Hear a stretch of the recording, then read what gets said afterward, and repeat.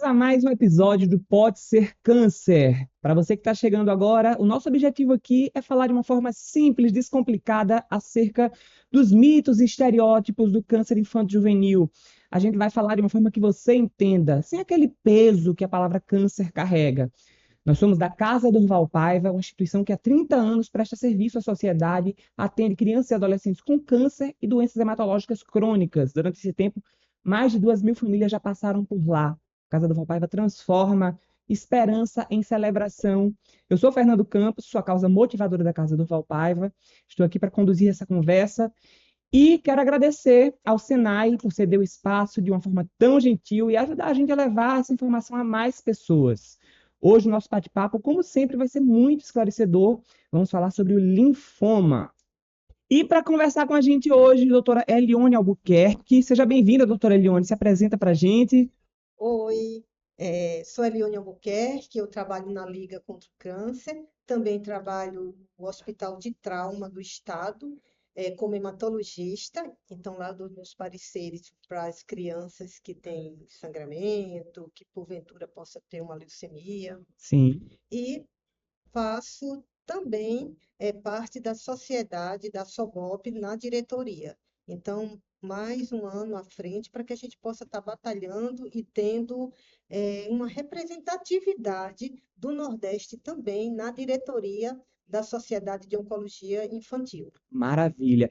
Hoje o tema do nosso podcast, do nosso episódio, é o linfoma. E a Giovana Beatriz, que está aqui com a gente. Tudo bem, Giovana? Seja bem-vinda. Está fazendo o enfrentamento do linfoma, né? Fala um pouquinho de você para a gente, Giovana. Meu nome é Giovana, sou de Angicos, Interior aqui do estado, né? tenho 17 anos, estou fazendo um tratamento há mais de 1 ano e 6 meses. 1 ano e 6 meses. Doutora Elione, o que é o linfoma? Ele é o segundo câncer líquido mais comum da infância, é isso? Exatamente, Fernando, porque o primeiro é a leucemia. A leucemia. Então, o primeiro câncer mais frequente na infância é a leucemia, o segundo, vamos para o linfoma, E né? o que é o O linfoma? linfoma é o tipo do câncer que acomete os linfócitos. E onde é que estão os linfócitos? Estão na medula óssea, está no baço, estão nos linfonodos. Então, é aquela mãezinha que chega para a gente dizendo, doutora, o meu filho está com uma íngua crescendo na região do pescoço. Íngua é o famoso caroço. Linfonodo, isso. Não, Então, mas a que íngua é o a gente caroço, que é o linfonodo. tatei aqui o pescoço, opa, um caroço. Isso. Mas elas conhecem muito como íngua. Íngua, tá. É. O linfonodo é aquela menos esclarecedor para a população geral, mas elas chegam na abordagem como íngua. Certo. E aí, como é que ele se manifesta? O que é que acontece de errado no nosso organismo para que ele venha a surgir? Tá. Então, para surgir o câncer, a gente já vai saber que houve um aumento desenfreado dessa célula chamada linfócito. Isso acontece em qualquer câncer, não é isso? E isso acontece em qualquer câncer, exatamente. Então, se acontecer no linfonodo, a gente vai chamar de linfoma, tá? Então, o linfoma, a gente poderia estar pensando assim, e quais os sintomas? Por que a mãe levou esse paciente para procurar um oncologista? Então, a mãe chega lá dizendo que a criança teve uma febre, o linfonodo aumentou, e aí a gente vai perguntar, ô mãe, esse linfonodo aumentou, mas depois da febre está diminuindo? Ora, se está diminuindo, a gente vai pensar num processo infeccioso, que é a causa mais frequente do aumento da íngua, do caroço, tá? Mas se ele vem com uma evolução de 2 semanas, 3 semanas, só progredindo de tamanho, aí a gente já vai fazer uma abordagem mais aprofundada para o câncer. Giovana, e no seu caso, como é que aconteceu? Como é que você descobriu? Sua família desconfiou? Você procurou auxílio médico? Eu comecei a sentir uma dor na coluna. Aí todos os dias eu ia para o hospital, tomava remédio, aí passava. E recebia diagnósticos diferentes? Podia ser a cama, o jeito de dormir. Começou assim. Sim, E também suava muito à noite. sudorese noturna excessiva. É, E aí, como é que chegou ao seu diagnóstico? demorou um pouco.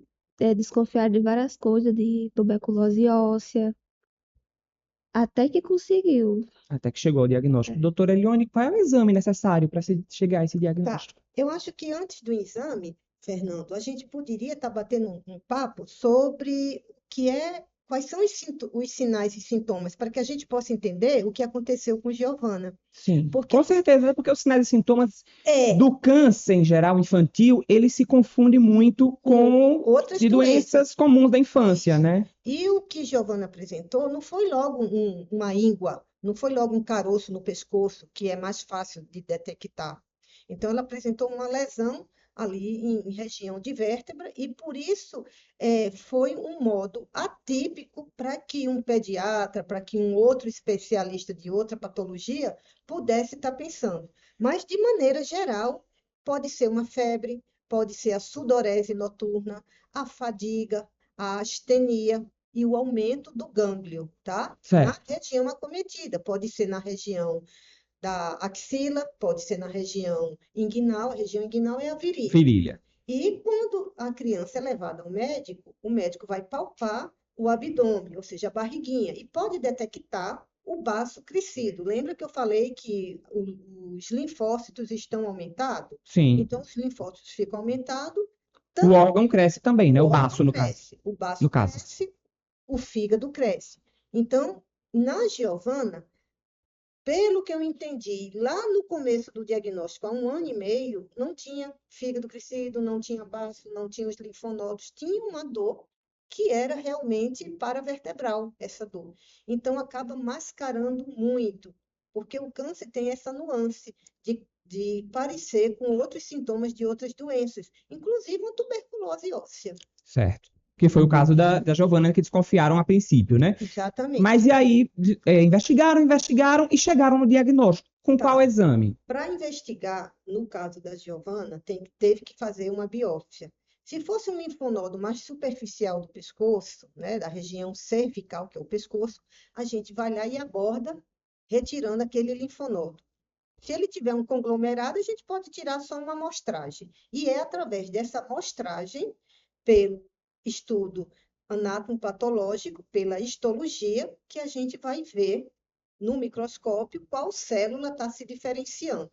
Então, esse é o método mais coerente para que a gente possa dar o diagnóstico. Através da biópsia, a gente também tem que partir para o estudo de imunistoquímica. Que Então, seria que o estudo imunistoquímico, você vai pegar aquele tecido e vai procurar os marcadores para ver se determinados marcadores é de linfoma, é de leucemia, certo? E dentro certo. dos linfomas vai ter os subtipos. Doutora Leone, existe mais de um tipo de linfoma, é isso? Existe sim. Então, existem os subtipos, os linfomas de Hodgkin, que é o caso da Giovana, e os linfomas não Hodgkin, Certo. Esses dois tipos. esses dois tipos. Tá. Dentro dos linfomas de Hodgkin, aí a gente tem a subclassificação, os Certo. clássicos e os não clássicos. E dentro dos linfomas não Hodgkin, aí eu vou ter o linfoma de Burkitt, que é um dos mais frequentes na infância, Certo. tá? O linfoma linfoblástico, os linfomas tipo T. Então, o Hodgkin e o não Hodgkin têm subdivisões que são diversas. Exatamente, O da Giovana é Hodgkin, é isso? é Hodgkin. Certo. E qual é o tipo da subdivisão dela? É uma esclerose nodular. É muito mais frequente na adolescência e no sexo feminino. Ah, tá. Então, cada subdivisão dessa tem uma especificidade. Tem sim. Ah, E entendi. tem uma sintomatologia. Pode acometer o mais linfonodos ou não. Entendi. Giovana, quando você recebeu o diagnóstico, como é que essa notícia chegou para você? Foi muito esperada, porque fazia tempo que eu sentia as coisas e, tipo, não descobri o que era. Foi mais um alívio pra Tatá, pra Sarah.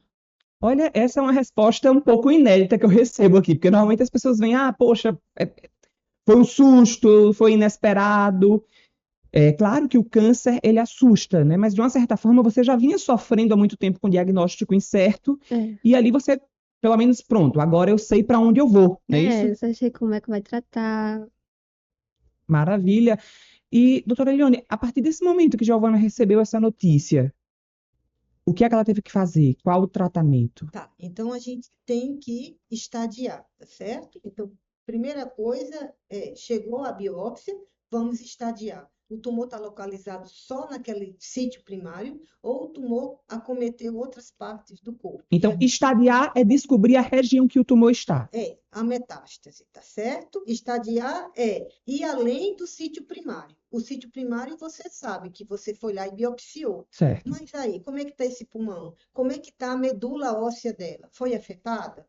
Então, a gente começa a fazer exames para poder ver toda a abrangência do tumor. Depois que a gente faz isso, a gente coloca a Giovana no tratamento de quimioterapia. E essa quimioterapia, a gente faz o estudo através dos protocolos, tá? Então, atualmente, a gente tem um protocolo brasileiro para os linfomas de Hodgkin e a gente segue esse ramo da medicina. Então, a Giovana está fazendo o protocolo brasileiro com quimioterapia. Quimioterapia. E Giovana está em tratamento há 1 ano e 8 meses, é isso, Giovana? 6. 1 ano e 6 meses. É. Quanto tempo costuma durar o tratamento, O doutora Elione? tratamento geralmente vai de 6 até 1 ano. Só porque o caso de Giovana houve uma recidiva. Então, quando ela terminou, pertinho de terminar o tratamento, quando foi fazer os exames de imagem, viu que a doencinha ainda estava lá. Então, ela faz protocolo alternativo. Ela sai do protocolo e ela vai usar outros tipos de quimioterapia. Entendi. Giovana, quando eu fui diagnosticado com câncer pela segunda vez, eu lembro que eu conversei com minha mãe e eu falei para ela, eu tô triste por estar passando por isso, mas eu tô me sentindo muito amado. Eu senti a oração de uma forma quase palpável. Acho que eu me aproximei muito do divino, fortaleci muito minha fé. O enfrentamento do câncer, ele é muito doloroso, mas ele nos humaniza de uma certa forma. Ele torna o nosso olhar mais sensível para o mundo e para a dor do outro. Como é que foi esse ano? Como está sendo esse tempo de enfrentamento para você, Giovana? Nas primeiras quimioterapias, tipo, eu não sentia muita coisa, não, mas depois que fez as imagens aí, descobriu que ainda tinha, aí foi mais um pouquinho complicado, mas eu tô tentando lidar de uma forma que dê pra ir, né? E como é que é? Quem te acompanha geralmente no seu tratamento? É minha mãe. Sua mãe. Uhum. E aí, como é que ela tá com toda essa rotina? Acho que no começo ela tava mais desesperada, agora já acostumou já. Já acostumou, né? E aí vocês se apoiam muito. Sim, É importante, né? é. Doutora Elione, qual é a idade que mais ocorre o linfoma? Tá, aí a gente vai ter que subclassificar. Se a gente estiver falando no Burkitt, Ah, é verdade, como a é senhora falou a verdade. princípio. Então, se a gente estiver falando no Burkitt, a gente vai pegar a criança com uma faixa etária menor do que a de Giovana, Certo. tá certo? Se a gente pegar um Hodgkin, a gente pega ele, geralmente é na fase da adolescência, ou seja, aquela criança dos 10 aos 16, 17 anos. Perfeito. Giovana, você está já aí há 1 ano e 8 meses enfrentando o câncer. O que é que você gostaria de ter ouvido quando você recebeu o diagnóstico que ia fazer diferença para você? Porque as pessoas dizem muita coisa, né? Mas o que é que você acha que ia fazer a diferença para você? Eu acho que só sobre a quimioterapia mesmo. Você queria receber mais informações de como seria a quimioterapia? Sim, porque pra mim, tipo, eu ia tomar só aquela e, tipo, não ia voltar mais. Eu não sabia que poderia voltar depois. Aí eu Sim. quis saber só disso. Você queria ter mais informações? Você tinha medo? Quando falou de quimioterapia, você sentiu medo do que ia acontecer com você? Não, eu acho que eu não. Pelo que eu tava passando, eu Giovana é só bem queria tranquila, né, Giovana? É, Giovana, tá tudo certo. Graças a Deus, Giovana. Que coisa boa. Eu acho que o que Giovana, eu não sei se estou entendendo. Me corrija, Giovana, se não foi isso. Os efeitos da quimioterapia a gente sempre está abordando com o adolescente, com a criança, desde que ela tenha entendimento, né? Que uma criancinha lactente, você não tem como abordar uma criança que vai vomitar, que o cabelinho vai cair, que pode dar mucosite. Mas o que eu entendi de Giovana é que ninguém falou que qualquer câncer pode recidivar. Ah, tá. Então, eu estou entendendo aqui que é da quimioterapia. Se não resolvesse o primeiro protocolo se a doença voltasse. E aí, a gente também, às vezes, se faz essa pergunta como um médico: será que quando uma criança chega, que a gente dá um diagnóstico inicial, eu já vou falando das falhas de tratamento Da possibilidade daquele protocolo não dessa resolver. da falha de cada indivíduo, porque é o mesmo remédio para todos os pacientes da instituição, mas uns vão recidivar e outros não. Não. Então, qual é esse momento de falar nessa falha? Então, essa falha é falada justamente quando a gente vê que a imagem que a gente queria que tivesse, não tivesse mais o câncer, ainda tem. Aí é nesse momento que a gente vai falar realmente de que teve uma refratariedade no tratamento. A gente fala com esses nomes, né? Que é um câncer refratário, ou então que é um câncer Depende muito de recidivo. organismo para organismo, né, E também. depende, às vezes, o próprio câncer, ele tem uma biologia molecular um pouco diferente para cada um. Sim.